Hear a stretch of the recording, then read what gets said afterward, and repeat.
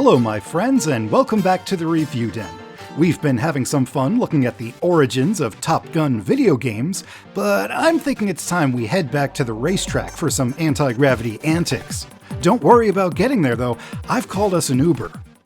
A van Uber?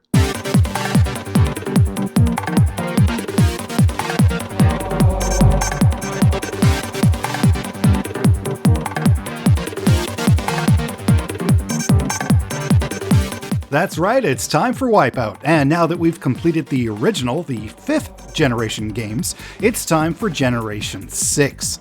It was 2002, and Sony had by now released its shiny new system, the PlayStation 2. Incredible graphics at 60 frames per second, surround sound, DVD playback and storage, onboard computer-assisted memory, and a lifetime of on-the-street law enforcement programming. It was all here, and what better way to show off than with a high-speed, futuristic racing game from Liverpool Studios. Sounds like the perfect setup. Did it hit?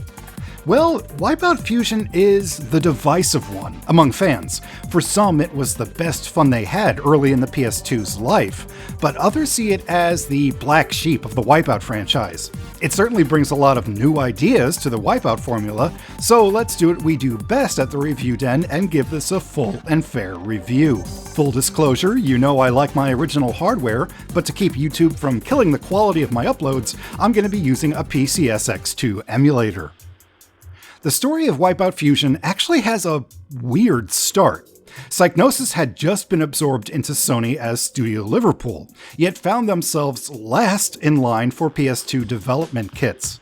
Thanks for bringing us on board, guys. I guess we'll just sit in the corner and watch everyone else. Kind of a raw deal, ouch. But rather than let that time go to waste, they began game development using PC hardware, hoping to convert to PS2 dev code later. And the game that started to take shape was Wipeout X. Because hey, if it's the late 90s or early 2000s, it has to be extreme. Now, except for the concept art and some blurry video, this version is sadly lost to time, but it's cool to see the transparent tracks and enhanced lighting we would see in later games. The physics also seem a bit dynamic here, but all of this wound up being moot since Studio Liverpool was unable to effectively port their work when the proper Sony hardware arrived. The emotion engine and graphics synthesizer chips of the PS2 are notoriously different from PC-based hardware, so the team was forced to scrap what they had and start all over. Eventually, however, the game was finished, and what we got is Wipeout Fusion. Now, right off the bat, you can tell this has a different visual flair from previous entries. This was the only game in Wipeout to use the good technology art house rather than Designers Republic for design cues, but the real differences are in the gameplay, so let's start there. As before, Wipeout Fusion is a high-speed anti-gravity combat racer, but that whole anti-gravity element has been toned down here. Earlier Wipeout games had you fighting against gravity and momentum, meaning ships had a real tendency to bounce or ground out if the terrain became jumpy or you collided with opponents or walls. You had vertical control of your craft, and using this helped you maintain speed and control in jumps, bumps, and even in the corners. In Wipeout Fusion, however, the physics are mostly on a two-dimensional plane. It's no longer about controlling your craft's height, it's all just rotation. Your craft may ground out if hit by weapons or you press the throttle before the go signal, but otherwise the physics are very sticky and feel like a traditional, if very drifty, racing game. But that's not necessarily a bad thing, it's just very different for Wipeout, and more in line with other traditional sci-fi racers. Now, the challenge is sliding around these tracks as clean as possible. If you run into walls, you'll just grind along, Burnout style. There's no more crash and sudden loss of speed, the game keeps a much faster and smoother pace. The catch is that you lose shield power quickly. It's a new formula. You can hit walls and still win this time, just not so much that you damage out.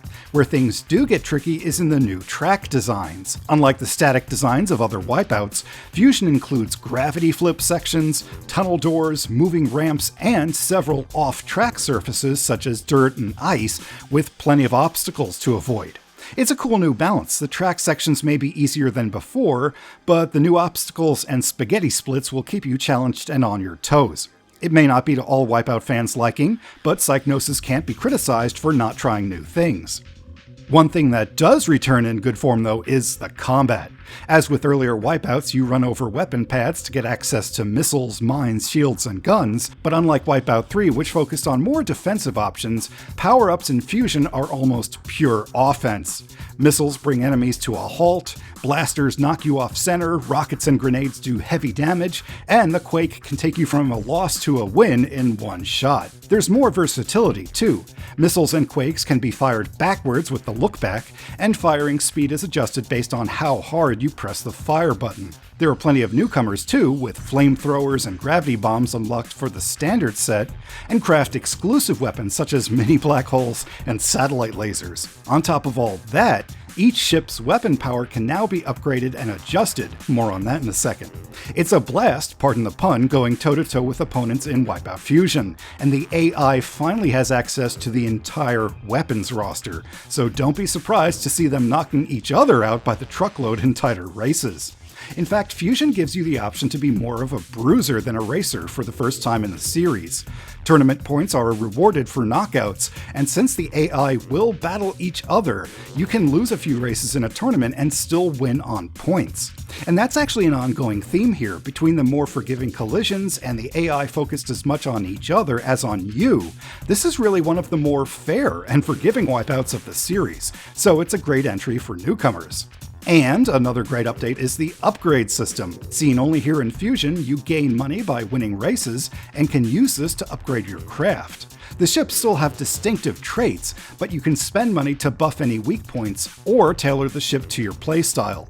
Increase grip and top speed to dominate the grid, or boost weapon power and shields to knock rivals clean out of a race.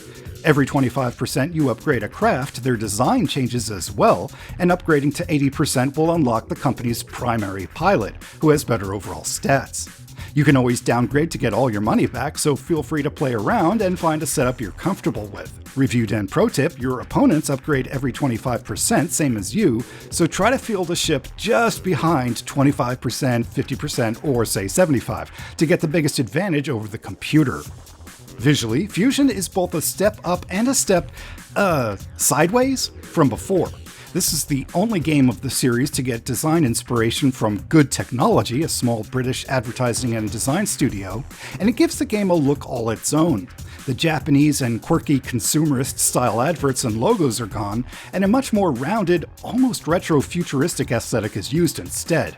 Less cyberpunk and more Fifth Element, if that makes any sense. The new ship designs may not be to Wipeout purists' liking, but some quirky new touches do stand out, such as open-air cockpits, animated pilots, and plenty of moving fins and rudders. This is also the only game to feature progressive damage modeling. As you scrape the scenery and get hit by weapons, your craft will start breaking open and shedding parts. Ah, my beautiful Phisar got wrecked! For environments and effects, Fusion is good, if maybe a bit flat in spots. Cityscapes and moon bases are nicely dense and impressive, but more natural environments can be a bit sparse or last-gen looking. Special effects are also a bit basic, there's no crazy particle effects or lighting like in Wipeout XL, but weather effects look good and change throughout the races. Loops and transparencies do add a bit of style here, as well as the one thing you can't complain about, and that is the speed. Wipeout features a liquid-smooth 60 frames per second with widescreen support, all while battling at incredibly high speeds with 16 ships on track. If there was a choice between fancier effects or a super smooth frame rate, I think the developers made the right choice here. In fact, my only real complaint here isn't the effects, it's the color palette. Fusion seems to have a more muted, more earthy tone to it now, with a few too many browns and grays. It just doesn't pop the way the designers' Republic wipeouts did. On the audio front, though, Fusion does not disappoint. The soundtrack features some rock and techno with standouts from Plump DJs, Luke Slater, JDS, and Utah Saints. It's a little less underground and more funk, but it definitely fits the vibe and speed of the game. If you're like me, you'll get some tracks that are just your tracks, and when they come around in the rotation, you just can't lose. The Wipeout games have always been known for good music, but the soundtrack in Fusion just fits the game and its speed perfectly. Sound effects are a good embodiment of the usual early 2000s sci-fi sounds and warning alarms, but the race announcers are perfect. You get the female computer announcing your and incoming weapons, while the Unreal Tournament guy sounds out, "Contender eliminated." And trust me, you'll hear that one a lot. As for content, Fusion goes all out to give players more gameplay than ever. Gone are the days of a 2-race tournament and that's all you get. Wipeout Fusion includes 6 gameplay modes worth dozens of potential hours of play. AG League is a standard tournament league where you progress through 10 tournaments of increasing difficulty, rather than race classes, and unlock the remaining ships. You start with 3 craft, but every few races you are challenged to a one-on-one race with the next team. Win here to unlock their craft up to a total of 8. Tournaments begin at 3 races and later progress to 7, but again, the fact that the AI battles each other means you don't need to pull your hair out getting first every single time. Win all 10 tournaments to unlock a custom tournament you can design yourself. Challenge mode is similar to the, challenges we saw in Wipeout 64. Each ship in the game has 6 individual challenges to race and win, and these range from elimination races to time attacks to standard races. Podium at least 5 challenges to unlock the unique super weapon for that craft, which is then usable in all other game modes. Zone races are unlocked early in the game, and these would become a series staple. You're given a unique craft which continually increases speed every lap. You can't air brake to slow down, so it's an endurance to see just how long you can last at ever more mind-boggling speeds. For the nerds among us, dedicated high-speed oval craft actually appeared in Wipeout 3, but not in this type of race, just for the record. And you have dedicated quick race and time trials to take part in. You might think these are there just for funsies, but each of the 6 variants of every track has a medal you can win, and these all contribute to the game completion, which unlocks pictures in the gallery. That might seem like just an extra little bit of fluff, but in a very cool touch, every few pictures will have a game cheat hidden in them for you to use if you want to give yourself unlimited energy, or race as a pack of animals. And finally, there is the split screen option if you want to bring a buddy and do high-speed battle in single or tournament races. As with previous Wipeouts, there are multiplayer exclusive weapons and customizable options to make things as crazy as you want. Overall, Wipeout Fusion is a great entry to the series. Yeah, it's different, it has a new style and gameplay fixtures that not all fans took to, but the core of the Wipeout experience is all there. This is an ultra-smooth, ultra-fast racer that gives you plenty of excitement and plenty to do before the end credits roll.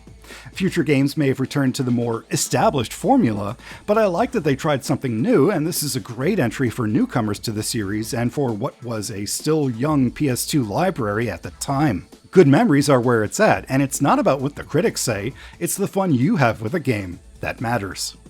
Thank you all so much for watching. I appreciate each and every one of you, and if you'd like to help a small channel grow, would you be my next subscriber? I'll be back next time with another review, and no matter what, be sure to keep going, because you are worth it.